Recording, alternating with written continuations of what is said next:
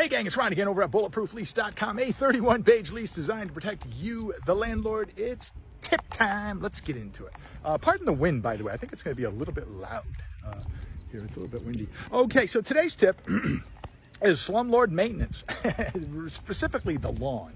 Okay, so hear me out here. I try not to ramble too much. So typically in low class C, class D unit buildings, you get a big building and a sidewalk going up to the building. On the right and the left is a little 10 by 10 lawn on each side of the sidewalk. Okay, that's what I'm going to talk about today. So I hate that lawn. I usually take it out on all my buildings, not all, but just about all my buildings. You'll never see a lawn. Okay, and I'll tell you why. It's financial.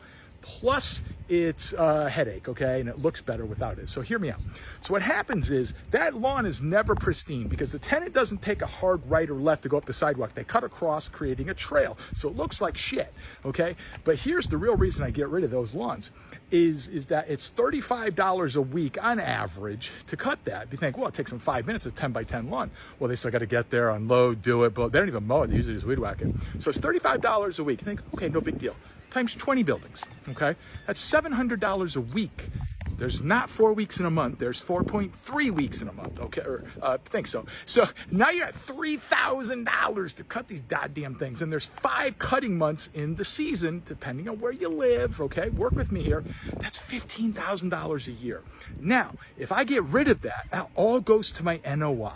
Okay, and at an 8 cap, let's just make numbers up here. At an 8 cap, that 15,000 represents, rough math here, 175,000 in value, of which I can borrow 80% of that tax-free. So I can put rough numbers here, $150,000 in my pocket, tax-free, by not cutting a lawn. Okay, so, but here's a trick I learned years ago, okay, and I know I rambled there, okay, but, so I replaced it with rocks. Okay, because they always look great. I don't have to mow them, but I learned you never want the small rocks, okay, for 2 reasons. What happens in low-income housing is small rocks equals patio. Next thing you know, there's card tables. They're playing dominoes till 3 a.m., making a bunch of noise. Now you're getting a bunch of phone calls, right?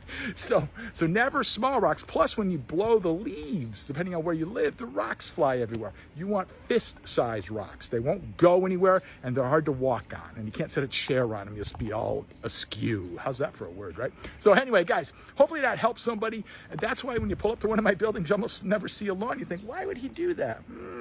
Why would I do that? Okay, guys, visit bulletprooflease.com. If you're tired of being a punching bag, it's 31 pages. It's copyrighted. I've taken all the hits for you. Thanks, guys.